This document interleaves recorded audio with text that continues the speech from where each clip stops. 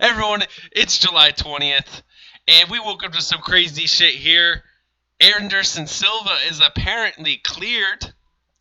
He had a tainted supplement by USADA. They let us know he got yanked off of the Shanghai card, UFC's first trip to China on Fight Pass, and all of a sudden we hear that he's going to be back within a year's time from that. Even though he's innocent, he's still negligent, and so they did give him a year off of that. What the hell is that? um, Chael Sonny came out and he was like, "Yo, what's up with the discrepancies here?" Because one guy, he when he gets suspended, he gets 9 months. It's from the day of the test. Apparently, Silva, it's from the day of his last scheduled bout. So which one is it? Is it? I don't fucking know. USADA needs to figure some shit out. You know, we all had good high hopes on USADA when they came into the sport. I don't know exactly what to think about them now. Fucking people testing for weed are getting harsher punishments than people testing for roids. This is fucking ridiculous. Anyhow, Anderson versus the Stylebender, old versus the young, two exciting ass strikers going at it in the cage. WME loves to feed the old to the young, and why the fuck not, man? Let's get Anderson versus Mini John Jones up in there. I'm all for it. Let's make it happen. And Israel says, though, on Twitter,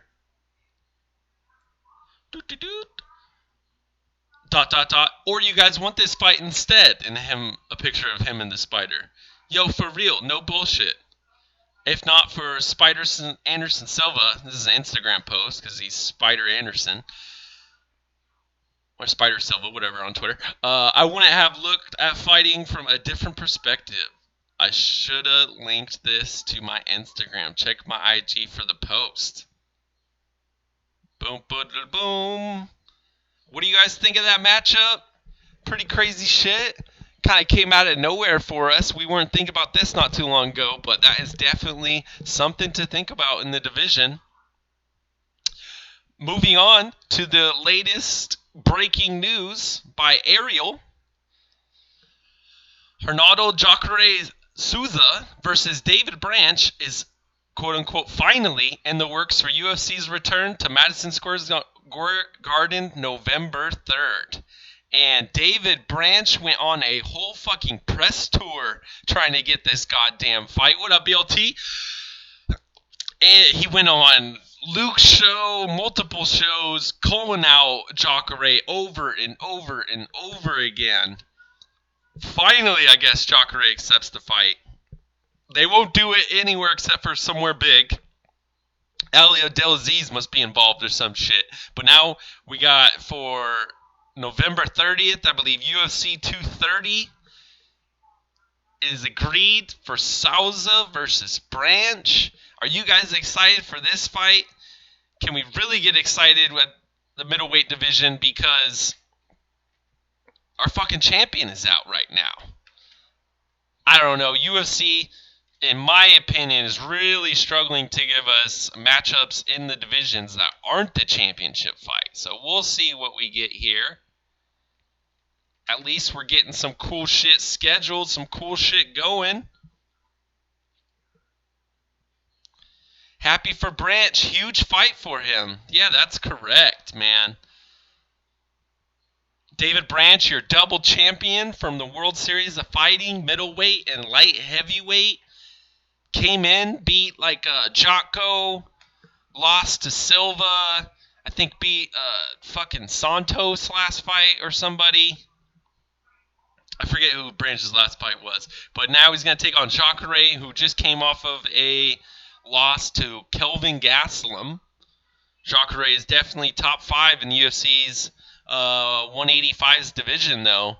This will be exciting to see because Luke Rockhold's top game completely dismantled David Branch, and Jacare is known for his grappling, so we shall see what happens there.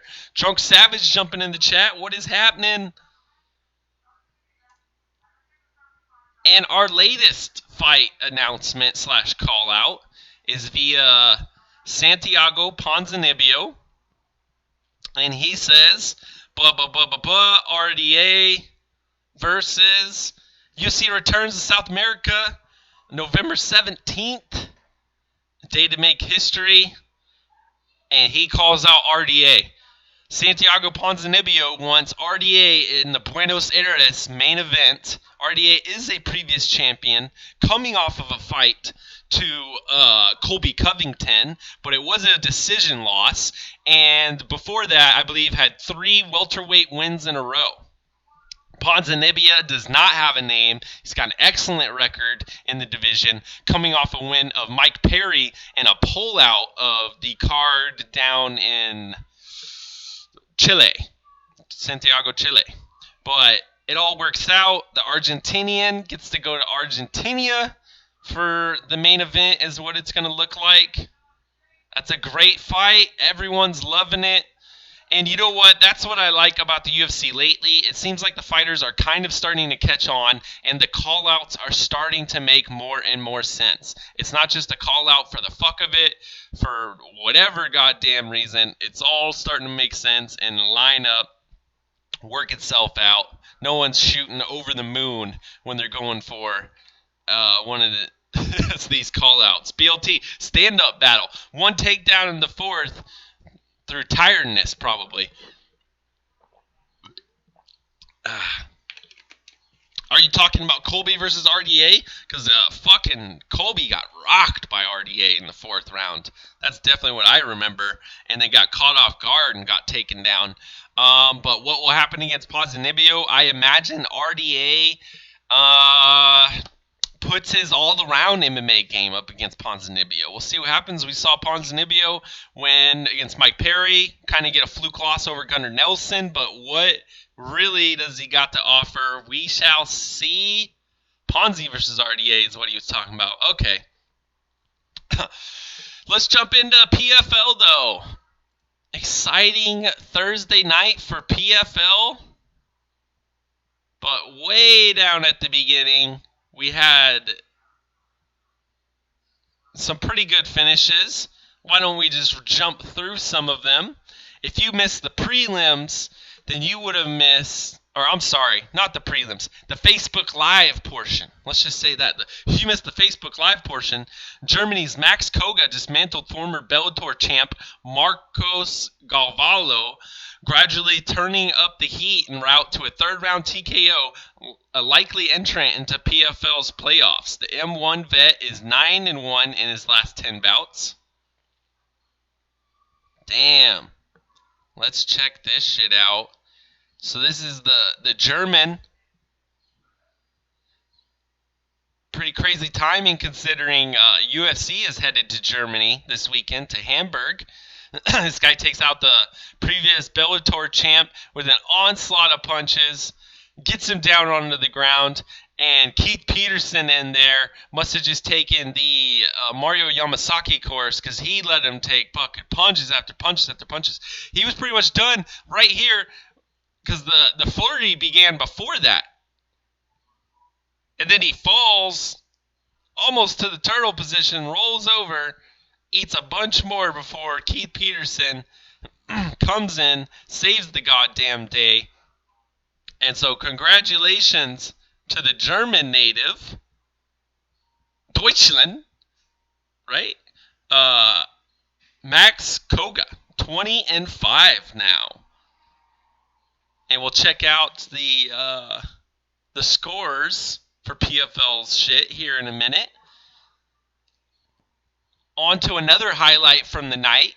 You gotta love heavyweight question mark kicks. Switzerland's Valdrin Estrifi TKOs a fading Daniel Gallimore in the 2nd round to punch his ticket to the PFL 4 playoffs. Kadoom! Right around the fucking skull. Let's make this big for everybody, though. And this, again, was on the Facebook portion of the card. And if you missed it, the PFL 4 was a night of heavyweights and featherweights. And they went in there gave us a ton of finishes, man. I love their scoring criteria. 3 points for decision, 1 extra for a third round finish, 2 extra for a second, 3 more for a first. You got to work your way into the playoffs. Nicholson's 5 points from the first fight will probably still see him in. Oh, shit, yeah. As how the points work. Very true, very true. See him through to the postseason. I gotcha. I got what you're saying. But before this, the next one, Steven Seiler and this other guy. Wait, where did Marcel talk about that one? Almeida in the playoff round is what should happen. Okay, because Steven Seiler apparently choked out a guy, and it never actually fucking happened. The guy was awake the whole time. He crossed his feet right before the ref came in and actually stopped the fight. He lifted his arm, but I think some of these fighters, they just fucking... I don't know, if the ref comes and starts touching you, you're almost afraid to do something. But BLT is right. We got to move on to... we'll see what happens here, though. A lot of controversy there. Mystic Max seems to think that he was completely out. Jesse Bill Hill spots the foot. I'm on Jesse Bill Hill's side. I think anyone who truly looks at that highlight would feel the same way. God damn, I should have tried to find it a little harder. But Kelvin, the mama's boy, Tiller, locks up a guillotine in round number 2 and taps the wet blanket, Jared Rochalt. If you guys missed this, fucking... He's got to get on his hip. PFL did it right, dude. They got Big Mama in the crowd here. They don't got the corner cam. They got the Big Mama cam, and they straight up interviewed her in between fucking the round, too.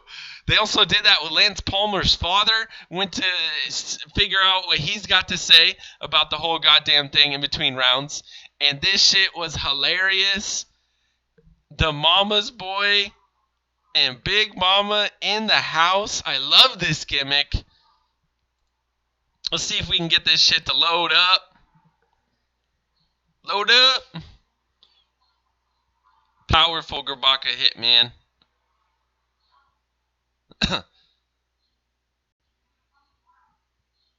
Oh, shit. Can't start clicking around. Gotta use the scroll button. Riveting radio / YouTube for you guys. Here we go. Here we go. Fucking Rochalt. Tired as fuck. In on a single leg. His neck's wide open, though. Drops to his back with it. Uses foot. Sweeps him over. Rochalt with the escape attempt. Doesn't get it. Tiller got that neck deep. He's got a neck crack. That's deep. Oh! He's got to scramble and stay Could do it. Wow. Oh, he's... Great defense by Jared. Stays on top. Wraps up the leg. Drops to his back again. And boom! We get the tap. But go to the Big Mama cam. There's Big Mama! Yeah, baby. Goddamn. I don't know how these guys were on the main portion of the card. This is fucking awesome. How do you not love PFL, ladies and gentlemen? How do you guys not love PFL? El Chapo, the fights live? No, these were last night.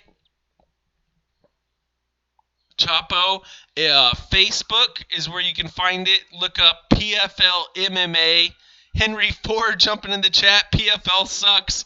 Only someone who doesn't watch PFL says that. So you've just outed yourself, Henry Ford. You casual motherfucker. We see you. We see you out there. Big Mama will be the new ring card girl for PFL, says Drunk Savage. She's going to be the new ringside octagon interviewer, I believe. I love that shit, man. On to more PFL news. Bellator vet Felipe Lins snaps 2-fight skid, taking out Alex Nicholson, who was previously mentioned in the chat. With a wild flourish in the second, the Brazilian has finished 9 of his 11 victories, 6 by KO TKO. Hashtag PFL4.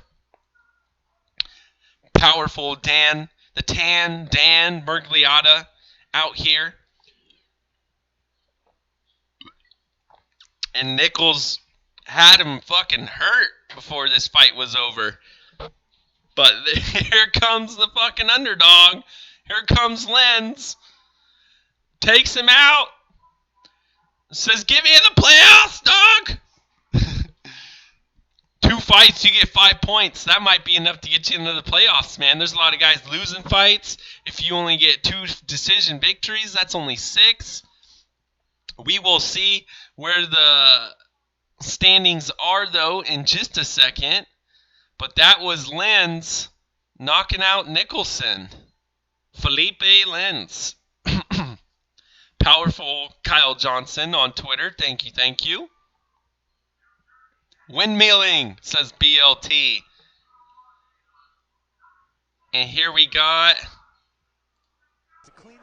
This was the main event. Lance Palmer scores a 3rd-round submission and earns 4 points. Keith Peterson back there doing the damn thing. Lance Palmer's dad was in attendance, was calling for the choke, and he got it in the 3rd round there to walk away with an extra point there. Lance Palmer had a exciting first fight. That's why he got moved to the main event over the undefeated, at the time, 17-0, Andre Harrison. And this is how your rankings now stand in the featherweight division. And the fucking dark horse of the whole PFL series, Steven Seidler, takes out the fucking... He took out the crazy Russian in his first fight. This time comes away with the controversial decision against his opponent. I think it was Almeida as well. Some nonsense here with the ghost fucking going out, the lifting of the arms, the bad refereeing there. Hopefully that will just be a matchup that we see in the future. But number 2 spot is Lance Palmer, your alpha male vet, and then Andre Harrison and Timur Valiev are all at 2-0 in the featherweight division. Rounding out your top 5 is Alexandre Almeida and then Max Koga in the 6th spot. I guess 7 and 8 all matter. Nazareno and Magomed Isdirov. Magomed's got 0 points, yet they got him there in the 8th spot. Mofo needs to come in and get a finish or something. Dan Flynn trolling in the chat. The 541 Dan Flynn. Eat it up. And here is your heavyweight standings as they now sit. Francimar Barrosa with 12 points. Kelvin, the mama's boy Tiller, with 11 points. Felipe Lenz with 8 points. All of those men are 2-0. Jack May in the 4th spot with 6. Alex Nicholson with 5. Valderin Istarifi with 5, Jared Rochat with 3, Josh Copeland with 3, and out of the tournament completely is Sean Jordan and Daniel Gallimore. Apparently, they have both been eliminated from the playoffs. The two gentlemen must be scheduled to fight each other. They must have gotten on that injured card that they have in August. They had a separate card set up just for injured fighters. I rewatched the Alex Nixon fight. He was not out. Bad stoppage, says Dan Flynn. Go watch the other fight, the Steven Seiler fight. That's the one you really need to watch. Too many people were Mystic Moss nut huggers and were not agreeing with Jesse Bill Hill. It's easy to not agree with JBH. I know. But I kid you not, she was right this time. So go back and watch that fight. What else do we got here? Andre Harrison clinched a berth into the playoffs. That'll do it just about with PFL news. Copeland beat Jordan in a sloppy-ass decision. Valiv beat Magomedov in a decision. Barrosa tapped out Jack May in the first round. That shit was dope. I don't know. Didn't get the highlight of that, though. God damn it. And Andre Harrison got a unanimous decision over Majigari. Majigari drops to 35-5 now. God damn. Are you going live for the Hamburg card tomorrow? El Chapo, I am not, because the Hamburg card is on Sunday. Tomorrow we will be live basically all fucking day is what it's looking like. You should catch me for the M1 Global event, the Cage Warriors event, at least the main card, and then Invicta that same night. That will be Saturday. And then Sunday morning, we will definitely have you covered for everything that the Fight Buddies doesn't have you covered for. So what's probably looking like we're getting the first 7 fights. Going to have way better pacing on our stream, though. So tune in for that shit. Better pacing.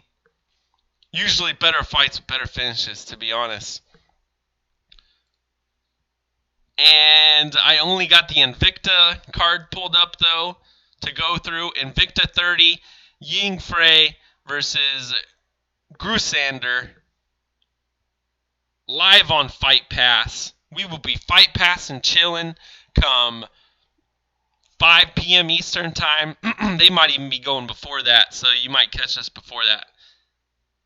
So to recap, Saturday, M1 in the morning, afternoon, Cage Warriors, evening is going to be Invicta. Sunday morning, come back for Fight Pass and chill for UFC Hamburg. We got you covered. You know we got all your MMA covered.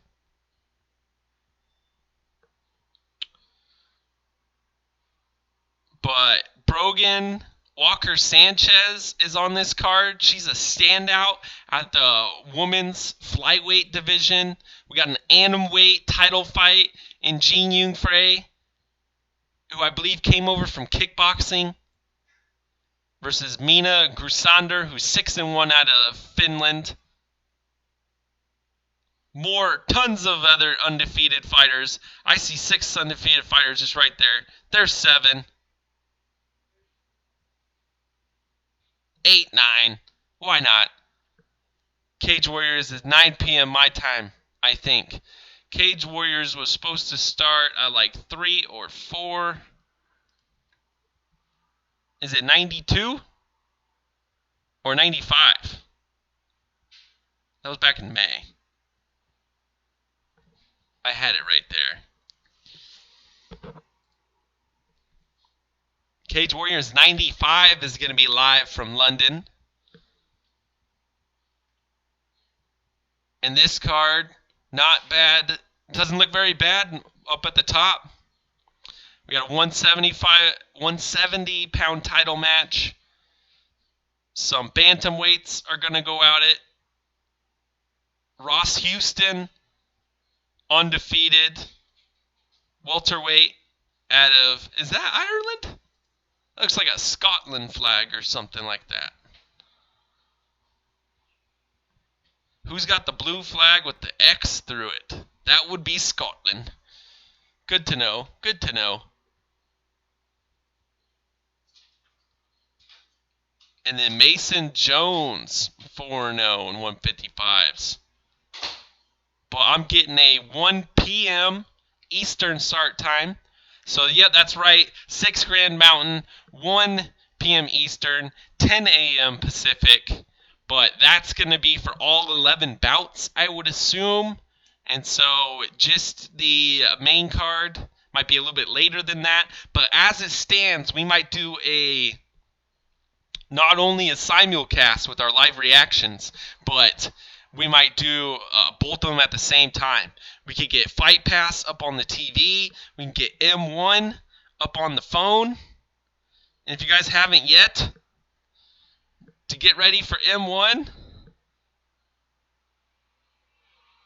go into the Apple Store, download the M1 Global app. Make sure you got the One Championship app as well, because this is where you can stream all of the fights live. Only one day, 7 hours. Nope, that was the last time I opened it. We're only 15 hours, 38 minutes away until M1 Global starts. Man, we're a bunch of fucking sickos, aren't we? Getting ready. No One Championship this weekend. Was supposed to be an ACB. We're praying for you, ACB.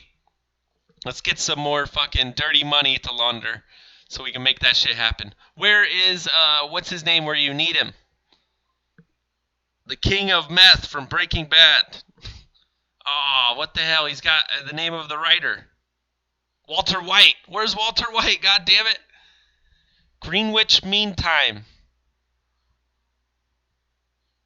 Did I say Mountain Standard? Steve, if I say GMT, Greenwich Mean Time. Gotcha.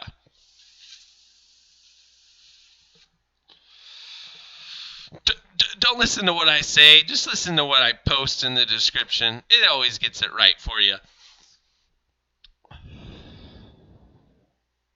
And then we might as well show you the M1 card while we're here. M1 Challenge. Is that what they're calling it still? Battle of the Mountains. Oh, this will be an outdoor event in the fucking mountains, guys. This is some pretty cool shit. Someone was writing about that. Probably Fight Fan DC, someone over at MMA Today.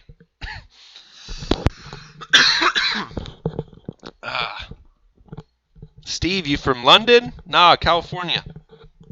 Greenwich is in London. Yeah, we got Frank Pavon is our resident European up in the chat all the time. Battle for the Mountains 7, M1 Challenge 95. You can watch it on Fight TV, pay a little bit of money, and then you could stream it directly to your television set, which is pretty nice, or just catch it on the M1 Global app. It should be completely free. I can't even pronounce where this is at in Russia, but we got a 10-1 versus a 10-2 in the main event. Oh, it took me to Sherdog. What the fuck? I need the weight classes and shit. We might actually even have to move to Sherdog until Tapology switches their format back. Should we boycott Tapology until they switch their format back? Or did they already switch the format back? Maybe it's only for completed cards. We got the 145-pound title fight over at M1. The 135-pound title fight at M1. And you know what's great? With Cage Warriors and M1 at the same time, we should just have non-stop action, non-stop MMA, which hopefully, by the numbers, means more finishes. Steve, hate the new format. I totally agree. All right, we're on it. It looks like it. I don't know if this is the old format or not. I don't know if they switched it back. Maybe this is only for up-and-coming cards. The cards that have already been completed are the ones that turn all weird and fucked up. Or maybe it's the only individual fighters. I think it's the individual fighters. It tells you, like, canceled, when, and then you got to click in to get more details on everything. And they're like, it's going to be good for graphs and shit. And I was like, you know what? Perfect is the enemy of good. Tapology was a good site that was taking over the whole MMA landscape. Sherdog dying. We might have to just switch back. I'm telling you what, Tapology. Listen to the people. And over at Smack Talk Fighting, Tyron Woodley gets brutally knocked out by Nathan Marquardt. Man, it's been so long since Tyron Woodley fought. He's out here not fighting anyone, just taking L's. Might as well show the biggest L of his career that he took. Why does Tyron think he's above every champion? He's better than Max Holloway. Max Holloway will take on anybody. Fuck you, Max. What's up with Woodley? Eat that elbow, Woodley. Oh! Crazy ass combo that fucking Marquardt landed, man. Race Card Woodley on Twitter.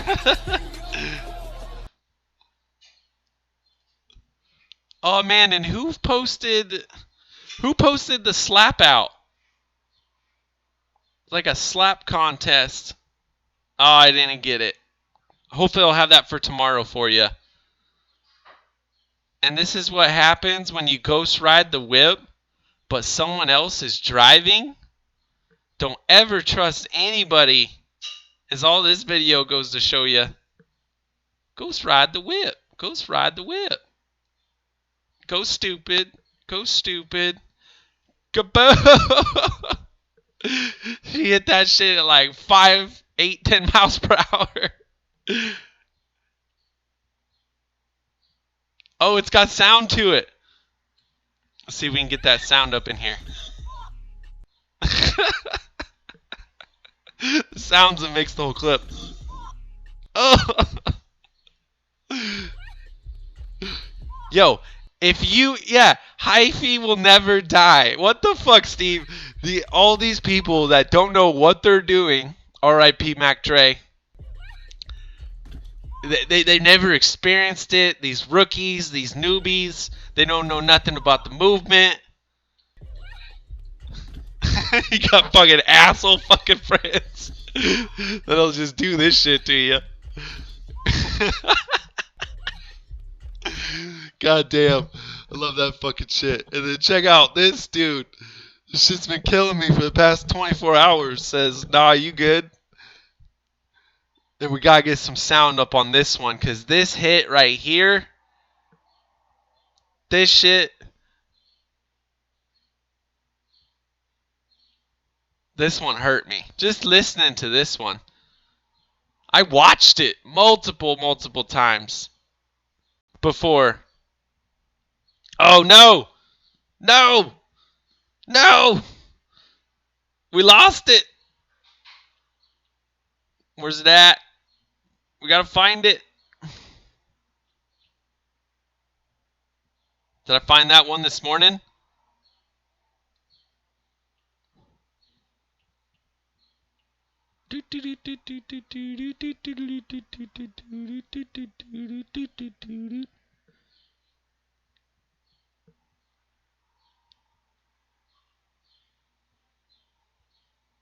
Oh no. What was it? Nah, you good?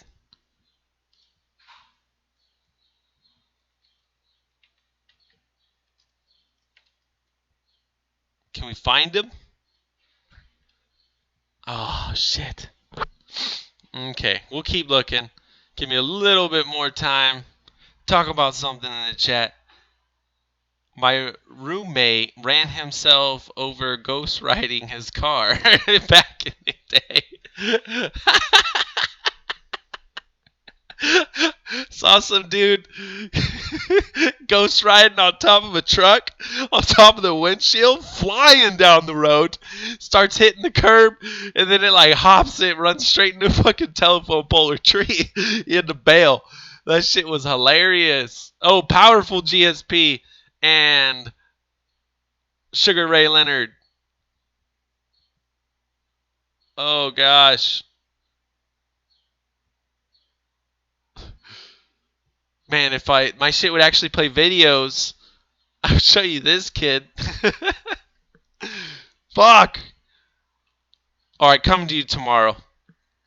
You're gonna get the ultimate face plant. Or I will retweet it right after this so you guys can check it out. I'll go through and find that shit. But it's 10. We gotta get the hell out of here. Michelangelo, you missed it. Make sure you skip forward like 2 minutes. Apparently it was muted. So it's going to take me a minute to go through and delete that.